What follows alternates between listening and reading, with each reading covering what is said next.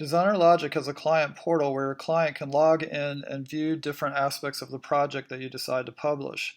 The client cannot see anything you don't manually publish, so there's not ever going to be a mistake about them seeing something that you don't want them to see.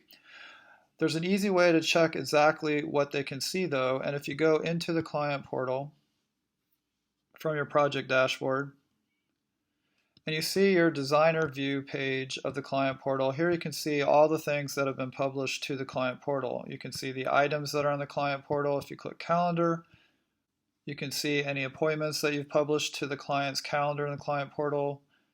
You can see all the proposals that have been published to the portal, invoices that have been published to the portal, mood boards. You can see all the files that you've uploaded and published to the client portal, and all the comments going back and forth between your staff and the client that the client can also view.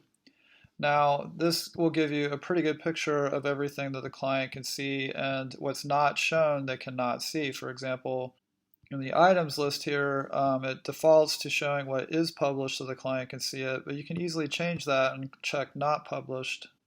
And here you'll see all the different items that have not yet been published to the client portal and that the client cannot see. Now, to be absolutely clear about what the client can see and what it looks like to them, DesignerLogic has a very easy way to do that. All you have to do is click on the View Portal button up here at the top. And that's going to log you out of your own account in DesignerLogic and log you into a locked view of the client portal. So we hit Get Designer Access. And this opens up a new tab as if we had logged in as the client to the client portal. So now you can see exactly what your client sees. You can see the items that are undecided. You can see all the different comments, calendar files, proposals, etc. But the thing you cannot do is alter any information. For example, the client has this undecided link where they can update their decision about an item.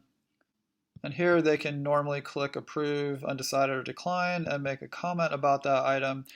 But since you're the designer logging in, you can't actually change any data. This is so that only the client can make data changes in here, so it's archival. So you can view everything the client can see here.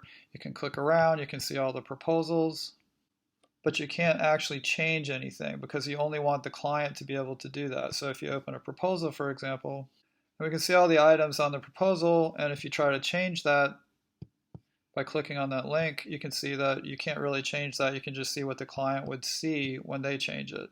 So this actually gives you a very good picture of what the client sees.